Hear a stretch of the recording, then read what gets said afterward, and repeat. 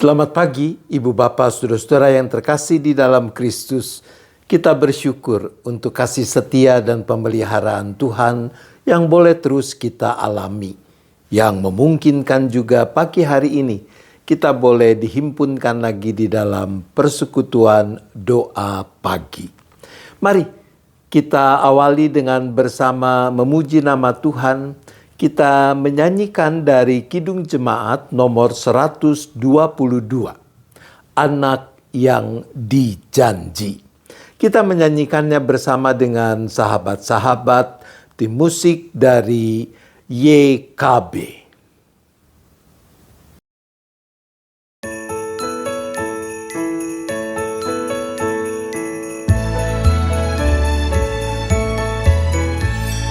Anak yang dijanji, anak yang ditunggu, lahir di Betlehem. Namanya Yesus, namanya Yesus. Mari menyembahnya. Immanuel, Immanuel, Allah menyertai kita. Immanuel, Immanuel, Allah menyertai kita.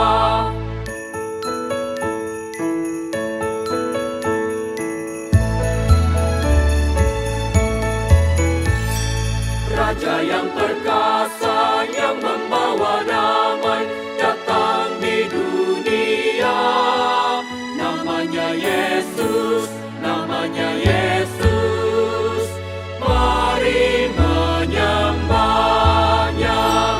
Immanuel, Immanuel, Allah menyertai kita. Immanuel, Immanuel, Allah menyertai kita.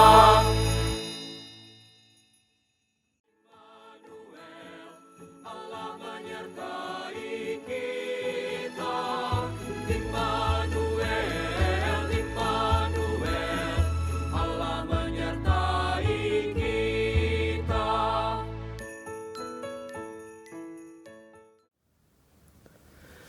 Mari kita berdoa. Bapa di surga, kami sungguh bersyukur untuk kasih setia dan pemeliharaan-Mu yang nyata dalam hidup kami. Sehingga saat ini kami boleh kembali dihimpunkan di dalam persekutuan doa pagi. Kami ingin bersama-sama memuji membesarkan nama Tuhan, tapi juga belajar untuk makin mampu mendengar sapaan Tuhan, baik lewat pembacaan teks Alkitab maupun perenungan yang akan kami lakukan. Mampukan kami Bapa untuk memberi diri dipimpin hanya oleh Sang Roh Penolong, Roh Kudus, sehingga kami boleh menjadi seperti tanah subur, tempat di mana benih-benih firman yang tertabur dapat berakar, bertumbuh dan berbuah demi kemuliaan nama Tuhan. Terima kasih ya Bapa, kami serahkan seluruh rangkaian persekutuan doa pagi saat ini hanya ke dalam tangan penyertaan-Mu. Di dalam nama Yesus kami berdoa. Amin.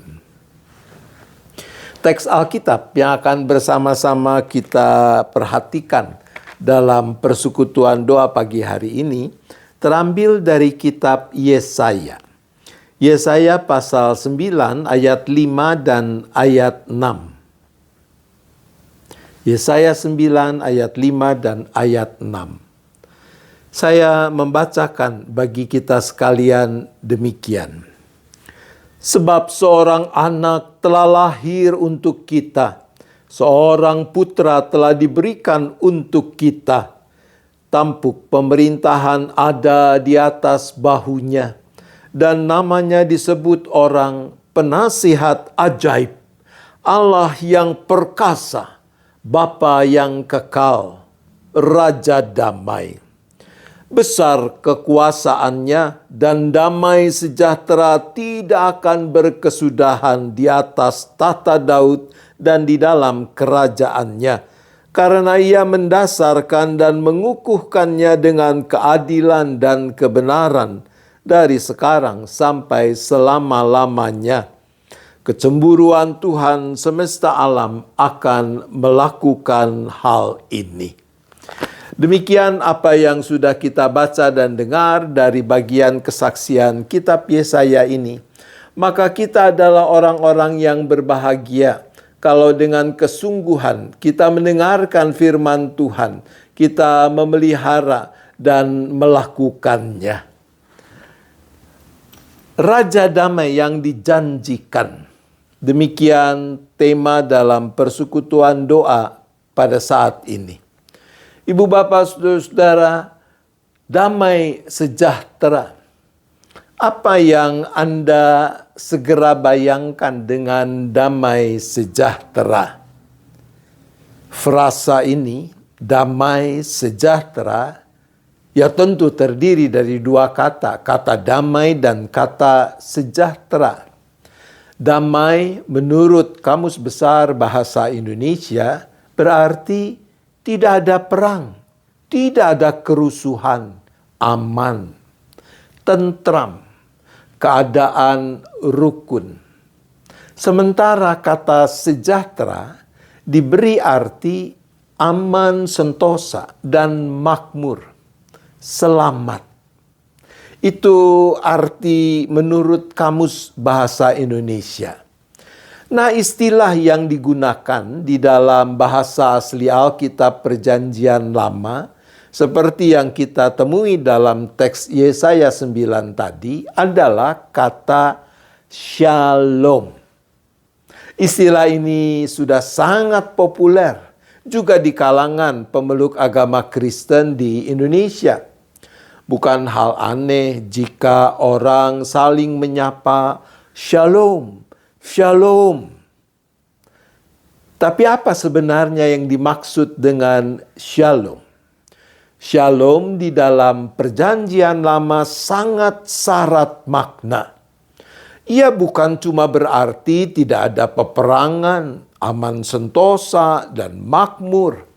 Shalom artinya keadaan harmonis, tenang, aman, makmur, dan utuh secara menyeluruh, baik jasmani maupun rohani. Baik dalam hubungan dengan Tuhan, tapi juga dengan sesama manusia, dengan alam, dengan ciptaan lain, maupun dalam diri sendiri. Saudaraku, kita mengingat bagaimana sebelum kejatuhan manusia ke dalam dosa, manusia hidup di dalam shalom dan menghidupi shalom dalam semua relasi yang dimilikinya. Dalam relasi dengan Allah, relasi dengan sesama, relasi dengan ciptaan lainnya. Hidup dalam keutuhan dan keharmonisan. Keberdosaan manusia merusak shalom kerajaan Allah. Egoisme sebagai esensi dosa berdampak pada kerusakan dalam semua relasi yang dijalin manusia. Sampai sekarang kita melihat kerusakan yang diakibatkannya. Sebagian orang tidak peduli akan keberadaan dan kedaulatan Allah. Karena dorongan egoisme personal dan komunal, terciptalah konflik baik dalam skala kecil maupun dalam skala besar. Kegelapan egoisme membuat manusia membutakan diri terhadap nilai-nilai luhur dalam hidup ini. Sebagian orang makin tidak peduli pada orang lain. Jurang pemisah antara kaum kaya dan kaum papa semakin lebar. Penindasan menjadi-jadi. Egoisme membangkitkan keserakahan yang membuat orang tidak peduli pada kerusakan alam dan ekologi. Yang penting bisa meraih lebih banyak dan semakin banyak kekayaan. Bencana alam akibat keserakahan manusia tidak tertahankan. Ketika sekian banyak ikatan pernikahan terurai dan banyak keluarga porak-poranda. Di tengah situasi seperti itu, berita Yesaya 9 memberikan pengharapan yang menyejukkan. Sebab seorang anak telah lahir untuk kita, seorang putra telah diberikan untuk kita. Tampuk pemerintahan ada di atas bahunya, dan namanya disebut orang Penasihat Ajaib, Allah yang perkasa, Bapa yang kekal, Raja Damai. Bagi orang-orang Kristen, bagi kita, nubuat itu telah dipenuhi di dalam kelahiran Yesus yang tidak lama lagi akan kita peringati. Kita fokuskan perhatian kita pada gelar terakhir, Raja Damai. Mengapa Yesus layak diakui sebagai Raja Damai? Yesus tidak menggunakan kekuasaan dan otoritasnya sebagai anak Allah secara sewenang-wenang. Justru dengan kuasa kasih-Nya, Ia mengosongkan diri, menghampiri manusia berdosa, agar manusia bisa mengalami perjumpaan dengan kasih Allah. Langkah pengosongan diri, perendahan dirinya ini adalah langkah awal untuk mengalahkan egoisme sebagai esensi dosa. Secara konsisten, Yesus mempertahankan prinsip dan tindakan pengosongan dirinya. Palungan di Bethlehem berlanjut sampai kayu salib di Bukit Golgota. Di kayu salib itulah Yesus melucuti kuasa egoisme, mengalahkannya dengan kuasa kasih yang agape. Kasih yang berpusat pada kebaikan, keselamatan pihak yang dikasihi. Kasih yang selalu mau memberi demi kebaikan yang dikasihi. Kasih yang membuktikan diri dengan kesediaan untuk turut merasakan penderitaan pihak yang dikasihi, bahkan berkorban baginya. Itu yang Yesus praktikan. Yesus mendemonstrasikan bahwa kuasa kasih agape mampu mengalahkan egoisme. Di dalam surat Efesus pasal 2 ayat 15 dan 16 dituliskan begini. Sebab dengan kematiannya sebagai manusia, ia telah membatalkan hukum Taurat dengan segala perintah dan ketentuannya, untuk menciptakan keduanya menjadi satu manusia baru di dalam dirinya, dan dengan itu mengadakan damai sejahtera, dan untuk memperdamaikan keduanya di dalam satu tubuh dengan Allah melalui salib, dengan melenyapkan perseteruan pada salib itu. Perseteruan yang dilenyapkan Yesus di kayu salib adalah perseteruan yang bersumber dari egoisme. Karya pemulihan yang mendatangkan damai sejahtera diawali Yesus dengan pemulihan relasi antara manusia dengan Allah. Ketika relasi manusia dengan Allah dipulihkan, maka ia akan berdampak pada pemulihan relasi dengan yang lain-lain, dengan sesama manusia. Ketika relasi manusia dengan sesamanya terbebas dari belenggu egoisme, maka orang akan kembali saling peduli dengan tulus, saling berbagi kehidupan, dan yang seterusnya. Orang akan kembali merawat nilai-nilai luhur di dalam hidup ini. Relasi manusia dengan segala ciptaan lain termasuk alam juga akan berpulih. Manusia kembali akan menjadi para penjaga taman kehidupan yang penuh tanggung jawab. Maka tidak salah lagi.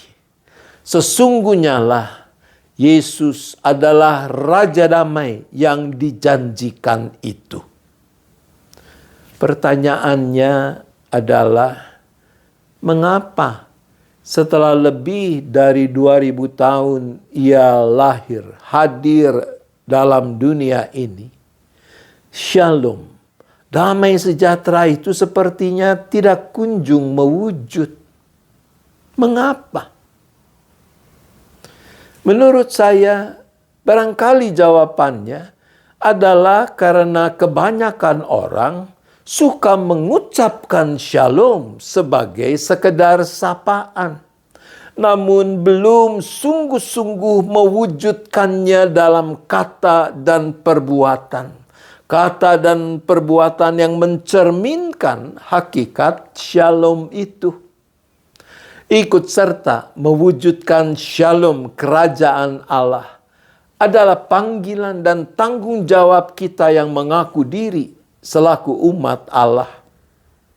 Bersediakah kita sungguh-sungguh mendengarkan dan menaati firman-Nya karena Dialah Sang Penasihat ajaib? Bersediakah kita sungguh-sungguh mengandalkan Dia karena Dialah Allah yang perkasa? Bersediakah kita sungguh-sungguh merawat kasih kita kepadanya karena Dialah Bapa yang kekal kasih setianya?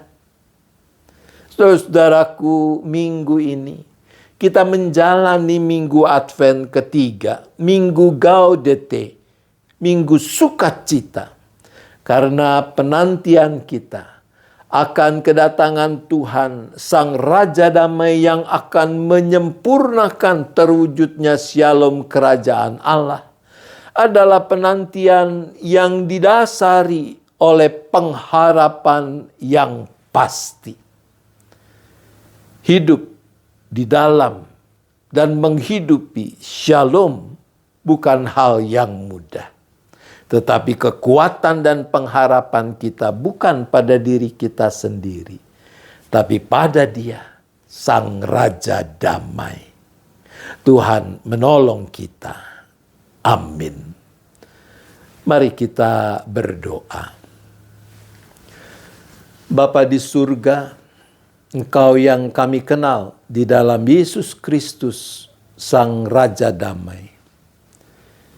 Kami sungguh bersyukur bahwa Yesus, Ia telah mendemonstrasikan bagaimana esensi keberdosaan manusia, yaitu egoisme, dapat dikalahkan dengan kuasa kasih agape. Dan Yesus telah menunjukkan itu secara tuntas.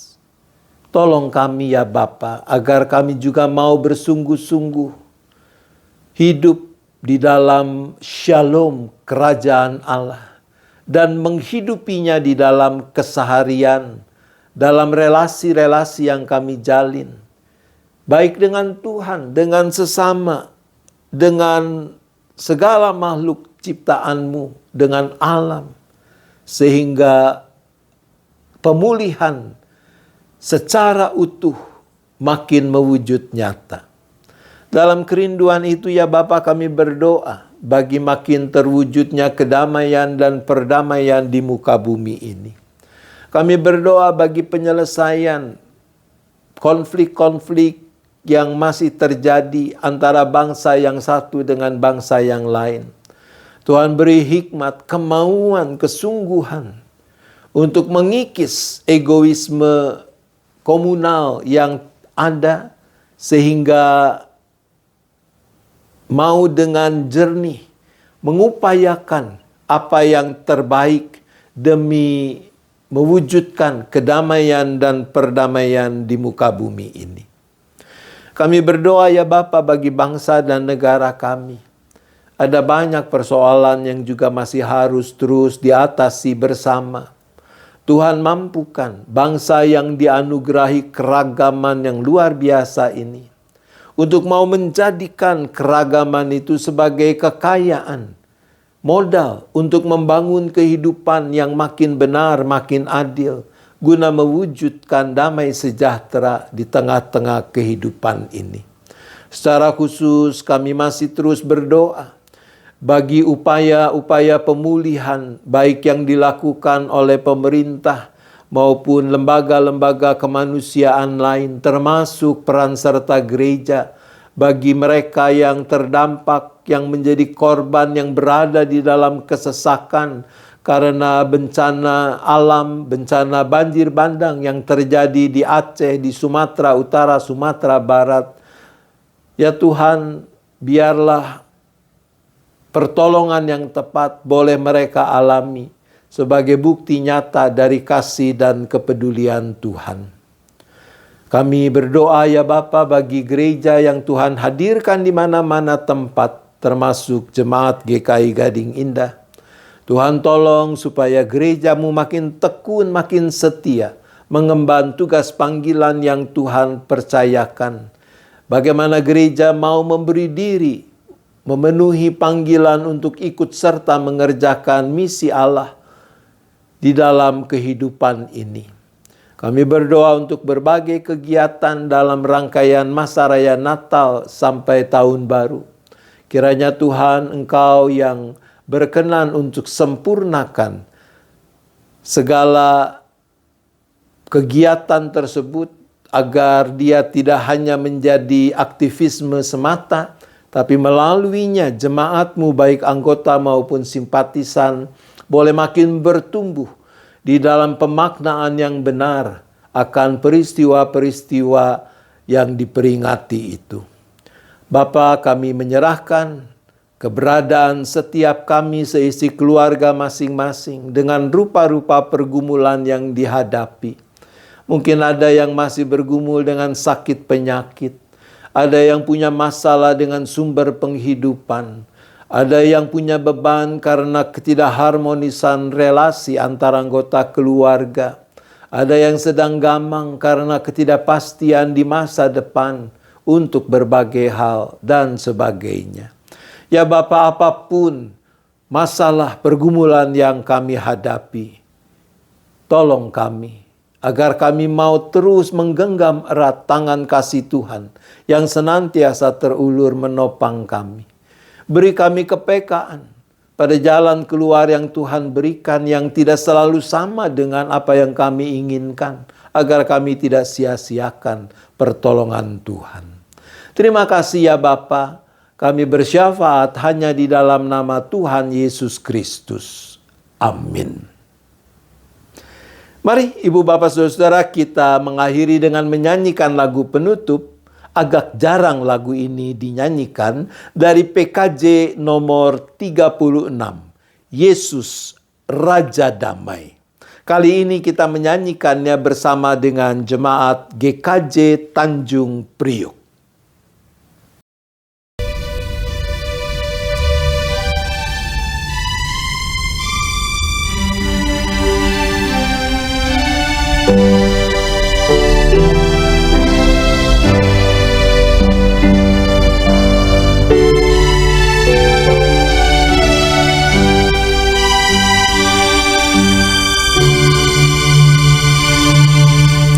Yesus Raja